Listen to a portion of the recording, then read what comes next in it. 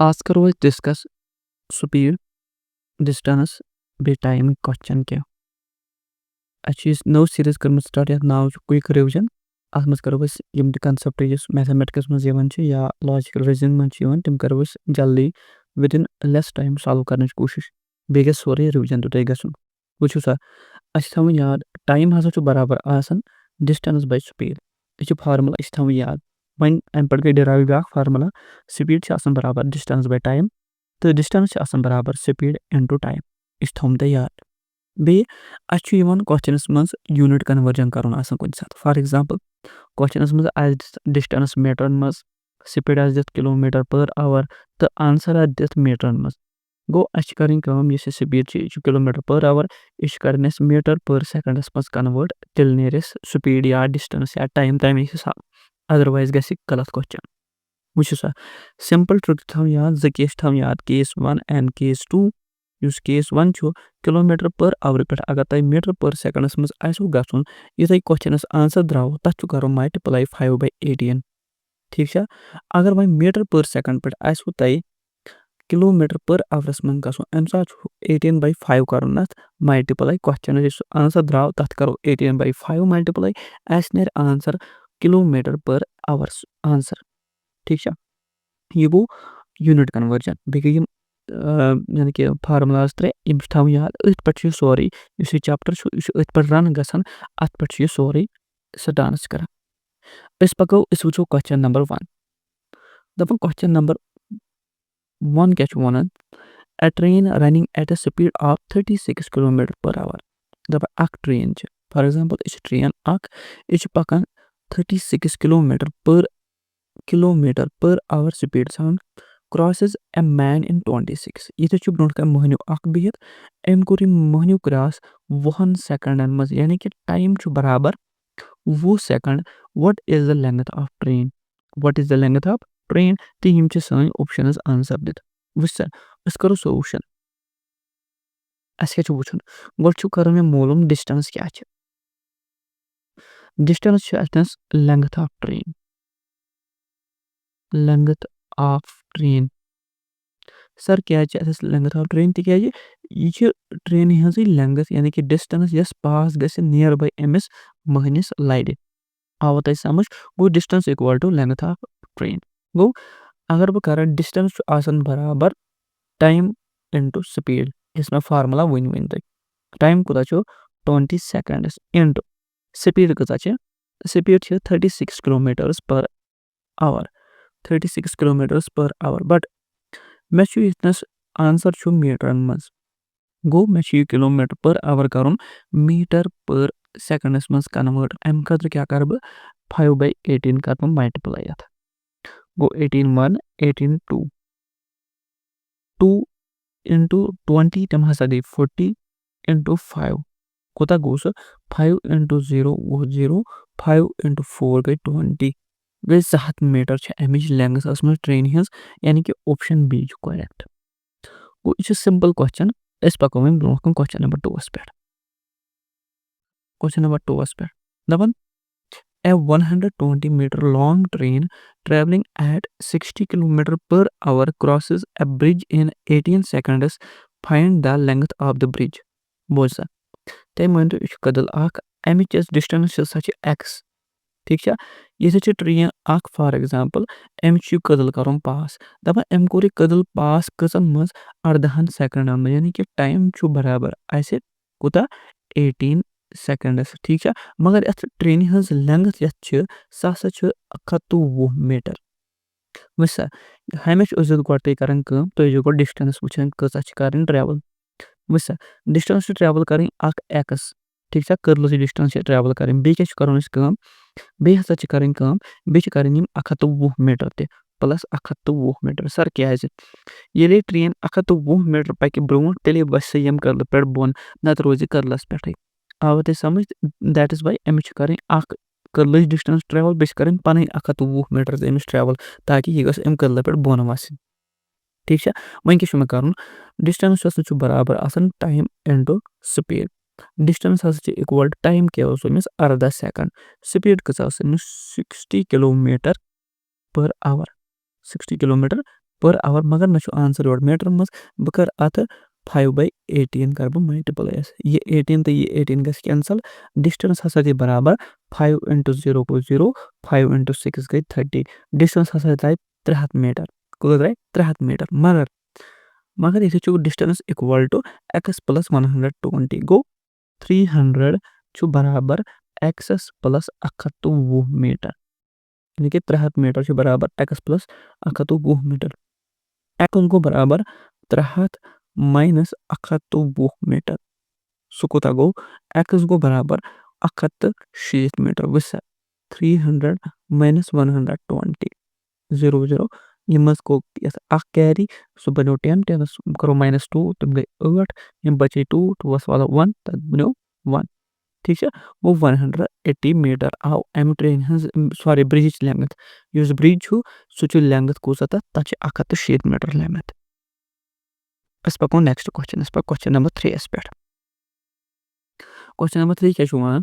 If a 90 metre long train crosses a 210 metre long platform in 20 seconds what is the speed of the train देखो अगर हसा 90 metre train बस platform अमिच length 210 metre मगर अम train हज length 90 metre दपान अमिच स्पीड कसा सॉरी अमिस लोग टाइम अत प्लेटफॉर्मस क्रॉस करनस 20 सेकंड ते बनो सा अम ट्रेन हज स्पीड क्या याद थो यम सात वो डिस्टेंस कस ट्रेवल कर डिस्टेंस पन 90 मीटर ट्रेन 90 मीटर बे कर 210 मीटर को 300 मीटर टोटल डिस्टेंस ठीक है बे टाइम कूता टाइम हसा वनकस 20 सेकंड मगर ये क्वेश्चन पे याद थो ख्याल थो यह क्या प्रिसनस यह one what is the speed of the train यह मोगमुत ती वन स्पीड बराबर डिस्टेंस बाय टाइम ठीक है गो स्पीड बराबर डिस्टेंस कत 300 मीटर डिवाइड बाय वो ठीक है इसमें टाइम लोगत गो 2 को कैंसल अब बनो 15 मीटर्स पर सेकंड स्पीड क्या मीटर्स तक पे मीटर बोन कन सेकंड मज टाइम गो अत बन यूनिट 15 मीटर्स पर सेकंड मगर ये आंसर ये 15 मीटर्स पर सेकंड कि किलोमीटर मज गो 15 × 18/5 मैं करूँ मल्टीप्लाई 5 1 5 3 15 ठीक है 18 × 3 3 3 8 24 2 कैरी 3 1 3 + 2 गई 54 किलोमीटर्स पर आवर अमिच स्पीड यानी कि ऑप्शन बी अमुक answer I hope that is समझ आमुत अस पको क्वेश्चन नंबर 4 पे क्वेश्चन नंबर 4 पे गसन ब्रो थोन कंसेप्ट याद सह रिलेटिव मोशन हुंद कंसेप्ट रिलेटिव मोशन क्या गई comparing two subjects with in motion यानी कि बह कर सब्जेक्ट ए तो सब्जेक्ट बी करन बह पान कर बह कंपेयर मगर अगर रेस्टस मज ब्या मोशन मज यह सिंपल इत वन कर प्लेटफॉर्म रेस्टस पे ब्रिज रेस्टस पे मैन रेस्टस मज वनकस योर ट्रेन और ब्या ट्रेन यम सात दोनों सब्जेक्ट मोशनस मज तथ वन रिलेटिव मोशन क्या one relative motion for example कर बह अगर योर ट्रेन पकान बे अत और अपोजिट मैन सह दवन दवन गो यम दोनों मोशन मज ये बनो रिलेटिव मोशन हुई केस वन रिलेटिव मोशन यह दोन केसन मज कर बाइफरकेट यानी कि डिवाइड कर दोन केसन मज गो सेम डायरेक्शन ब्या गो अपोजिट डायरेक्शन या सेम डायरेक्शन अम सात करो माइनस कंसेप्ट यूज बह हाव तुम कथ कर यूज यम सात वह अपोजिट डायरेक्शन तम सात कर पॉजिटिव यानी कि प्लस कर तम सात कंसेप्ट यूज बह वनो तो यह माइनस कंसेप्ट कम सात लगे तो प्लस कंसेप्ट कम सात लगे मगर तो समझ आम रिलेटिव मोशन क्या गो इस motion it is in self relative in nature मतलब अगर बह वन गाड़ मज खच बह वुक पतिम यम चीज यह पथ कुन अमे स्पीड सान वन रिलेटिव इन नेचर ठीक है आई होप दैट समझ आमुत वो क्वेश्चन नंबर 4 क्वेश्चन नंबर 4 क्या होना 110 metre long train going at a rate of 60 kilometre per hour rate गए स्पीड बराबर ठीक है, रेट ते गई स्पीड ते गई। If a running is running at a speed of 6 kilometre in the opposite direction to the train then find in what time the train will pass that person. बुझसा दपन ट्रेन 110 मीटर लॉन्ग, यह 110 metre long train, दपन अमिच speed 60 kilometre per our, यह अमिच speed सान दवन और आव नफर अख क्या नफर अख यह दवन अपोजिट ट्रेन हज डायरेक्शन मज पकन अपोजिट अमिच स्पीड कस 6 किलोमीटर पर आवर स्पीड दपन तय वनु सा यह ट्रेन कजन मतलब कतिस टाइमस मज गस अमिस पास नियर बाय यह क्वेश्चन बाकु क्वेश्चन कहीं अस वुचो गड डिस्टेंस कस ट्रैवल कर डिस्टेंस कस ट्रैवल कर 110 मीटर ठीक है यह फाइनल डिस्टेंस यह ट्रैवल कर वह वो स्पीड कस स्पीड स्पीड मे वो तुम गई अगर अपोजिट डायरेक्शन तेल हसा गस पॉजिटिव कॉन्सेप्ट इन्वॉल्व यानी कि अम साथ ग स्पीड प्लस यानी कि 60 प्लस 6 तम हसा गई 66 किलोमीटर पर आवर तुम वो सर क्या 66 किलोमीटर एडअप क्या गो यह वो सा ये डिस्टेंस 110 किलोमीटर ट्रेन हज यह ग 66 किलोमीटर पर आवर सान कवर क्या कवर वो क्या योर पकान 60 किलोमीटर पर आवर स्पीड सान और वापस नफर 6 किलोमीटर पर आवर गो पर घंटे 60 किलोमीटर कम इत धर तुम फिक्र योर 60 किलोमीटर और 6 किलोमीटर गो अकिस घंटस मन ग 60 kilometre travel that is y पे एडअप कर वह वो अगर बह 66 किलोमीटर कर काम यह कर कन्वर्ट कर मीटर पर सेकंडस मज सर क्या कर तुम मीटर पर सेकंडस मज convert Teej your distance this metres मज तो योर एस दिस आंसर सेकंडन मज गो मे कर यूनिट कन्वर्ट गो बह कर 66 इंटू 5/18 ठीक है अगर वो कर 6 3 गो 18 6 11 गो 66 गो ठीक इक्वल टू गो सॉरी अक सेकंड इक्वल टू गो अगर बह 11 कर गो 55/3 मीटर पर सेकंड अमिच स्पीड ठीक है वह क्या कर वह कर टाइम कड़ टाइम कूत तिज लास्टस क्या लिखो वट टाइम यह लास्टस क्वेश्चन दिख तमी फार्मुला लगान टाइम बराबर डिस्टेंस बाय स्पीड डिस्टेंस कत 110 मीटर स्पीड कत वो 55/3 मीटर्स पर सेकंड ठीक है यानी कि इक्वल टू गो 110 metre into 3/55 metre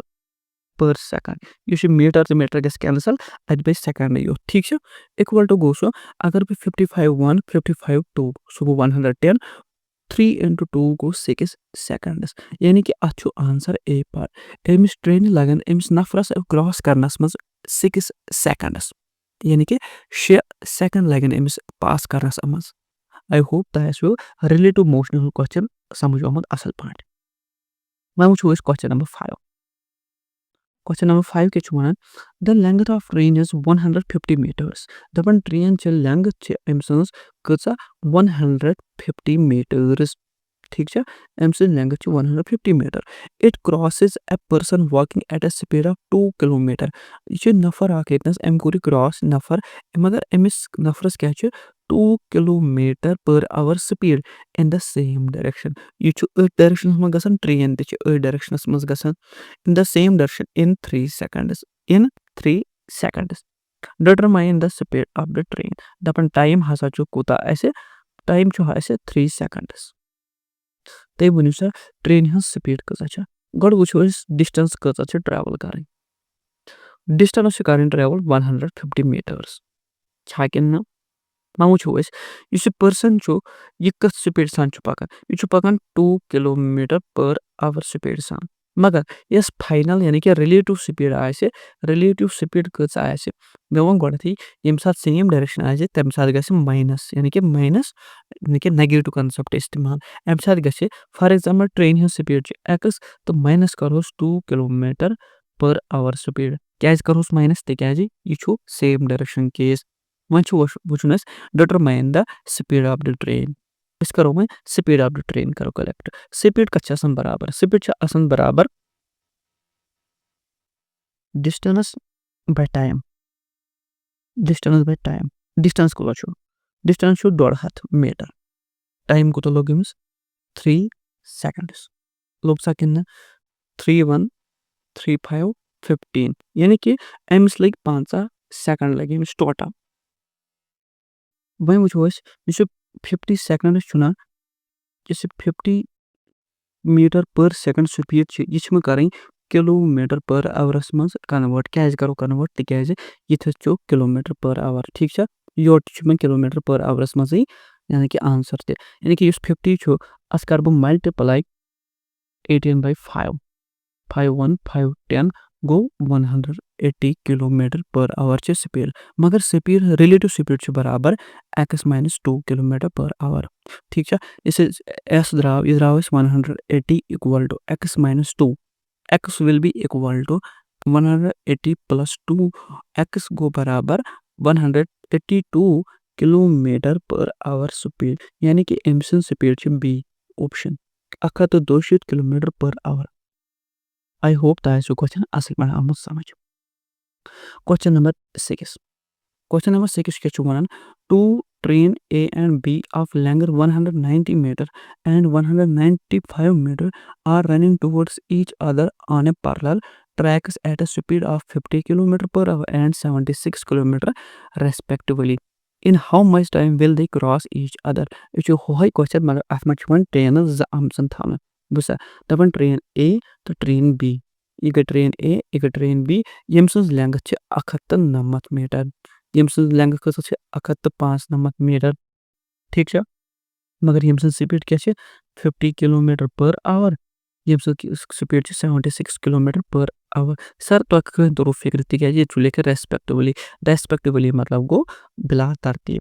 in how much time will they cross each other गड वो हसब मामूल डिस्टेंस कस ट्रैवल करें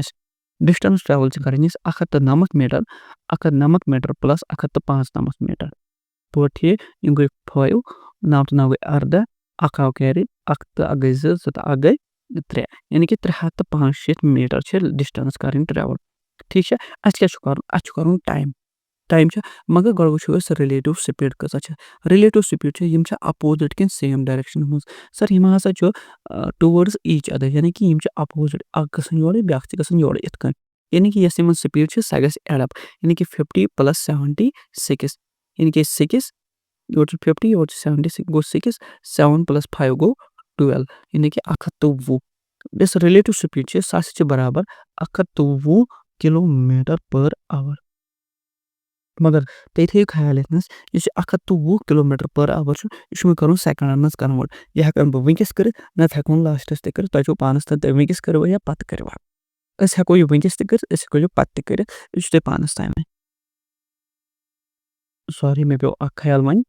यह स्पीड रिलेटिव स्पीड सह द्राय 126 किलोमीटर पर आवर जैसे 126 किलोमीटर पर आवर यह कर मीटर पर सेकंड मज कन्वर्ट तिकाज मे योर आंसर सेकंड मज बह कर 126 × 5/18 ठीक है अगर वह 6 3 18 6 2 12 6 1 6 3 1 3 3 7 21 7 × 5 गई तुम 35 मीटर पर सेकंड बने रिलेटिव स्पीड